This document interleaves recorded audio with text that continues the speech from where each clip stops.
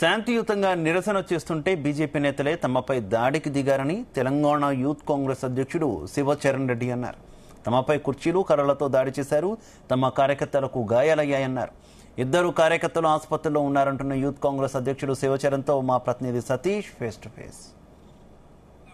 అధ్యక్షుడు శివచరణ్ ఉన్నారు, వాళ్ళతో మాట్లాడదాం.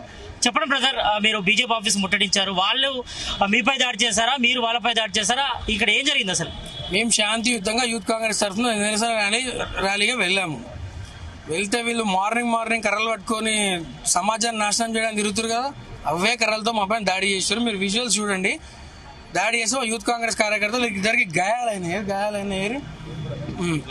ఇంకా ఇద్దరు హాస్పిటల్లో ఉన్నారు. చేతు వేలు విరిగింది, రక్తం వస్తుంది. ఇద్దరు హాస్పిటల్లో ఉన్నారు. తర్వాతనే మా వాళ్ళు అవే కర్రలు తీసుకొని వాళ్ళ మీద దాడి చేస్తుంటే పోలీసులు ఆపేశారు. మేము ఎటువంటి దాడి చేయలేదు. అన్డిసిప్లిన్ కార్యకర్తలు బీజేపీ వాళ్ళు, మా వాళ్ళు ఎటువంటి దాడి, కాలు కూడా ఇరిగింది, బుక్కలు ఇరిగినాయి, నడవలేని పరిస్థితి. చాలా దారుణంగా వాళ్ళే బిహేవ్ చేసినారు. దేశంలో ఎక్కడ ఏ ఇష్యూ వచ్చినా వీళ్ళు దాడి చేయడం అనేది వెరీ కామన్. బీజేపీ వాళ్ళు, కాంగ్రెస్ కార్యకర్తలు అట్లాంటి పని చేయరు. మా యూత్ కాంగ్రెస్ కార్యకర్తలు అస్సలు చేయము. మహిళల పైన ఇట్లాంటి మాటలు మాట్లాడితే మా ప్రభుత్వం కానీ, మా కాంగ్రెస్ కార్యకర్తలు కానీ, యూత్ కాంగ్రెస్ కానీ అస్సలు ఊరుకోము.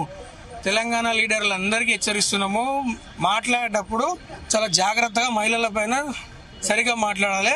ఇట్లాంటి నీచమైన వ్యాఖ్యలు చేయొద్దు. వారిని వెంటనే పార్టీ నుంచి సస్పెండ్ చేయాలి. ఇట్లాంటి వాళ్ళని ఎంకరేజ్ చేయొద్దు. Thank you. నెక్స్ట్